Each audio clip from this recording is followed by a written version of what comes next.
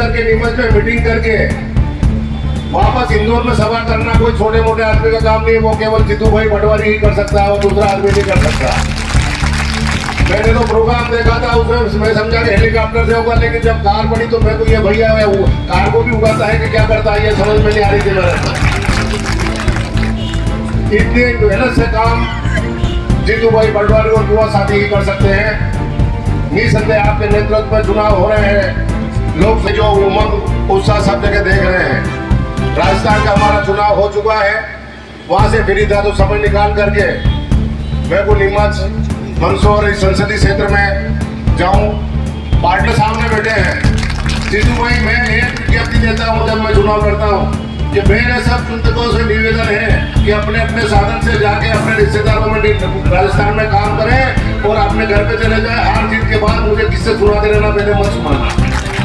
तो इतना प्यार यहाँ का है कि किसी कोई सीमा नहीं। पिछले 2-3 दिन से मैं यहाँ घूम रहा हूँ, आज आया हूँ, लेकिन ये लोकसभा की लड़ाई है और हमारे दिलीप सिंह जी गुजर को बहुत शानदार कैंडिडेट के रूप में उतारा है।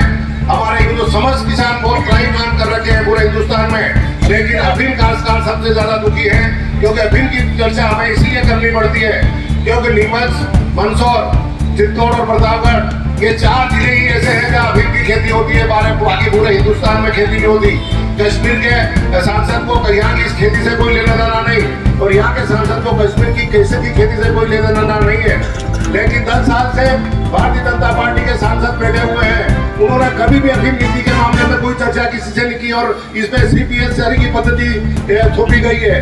सीपी को तो राजस्थान की तोड़ की जनता ने जमा कर दिया और एस को आप जमा कर देना कि सीपीएस पद्धति आपकी जमा हो जाएगी, इसमें कोई दो राय नहीं है। सीपीएस पद्धति ये लोग ही लाए हैं। इन लोगों के कारखानों में पार्टनरशिप है। जो किसानों के खून के ऊपर राजनीति करने वाले लोग किसानों का भला नहीं कर सकते।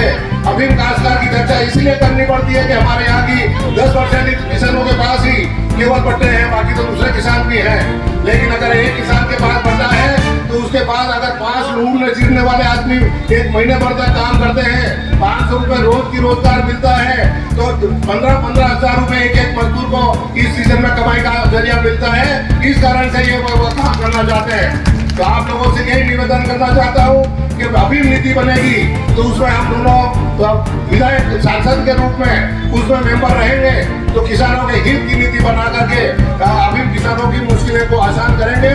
8/29 में जो अन्याय हो रहा है पुलिस और नारकोटिक्स द्वारा, चाहे वो राजस्थान हो या चाहे मध्य प्रदेश, जहाँ पे अन्याय हो रहा है वो 8/29 घटाने के लिए मैं पूरी ताकत के साथ हम दोनों भाई लगे रहेंगे और 8/29 को हटाएंगे। और जीतू भाई युवा नेता है, राहुल गांधी जी के बहुत ज्यादा नजदीक है, इसलिए इनसे भी मदद लेंगे कि 8/29 में कोई अड़चन आ रही है तो जीतू भाई को भी हटाएंगे, लेकिन 8/29 को इसमें से हटाएंगे ताकि 8/29 के द्वारा किसानों का शोषण बंद किया जाए। लेकिन ये सरकार कांग्रेस की सरकार है। समस्त किसानों का ऋण माफ करने का वादा राहुल गांधी जी ने किया था। राजस्थान, मध्य प्रदेश, छत्तीसगढ़ में आपने सरकार बनाई थी 2018 में, समस्त किसानों का ऋण माफ हुआ। मैं कोऑपरेटिव मिनिस्टर था राजस्थान में, 15,000 करोड़ रुपए और 23 लाख किसानों को फायदा हुआ। कहने का मतलब यह है कि राहुल जी जो वादा करते हैं वो पूरा करते हैं। अब के वादा किया है कि समस्त किसानों का ऋण माफ करेंगे। आपकी अन्य बैंकों से भी केसीसी है, उन केसीसी को भी माफ करेंगे।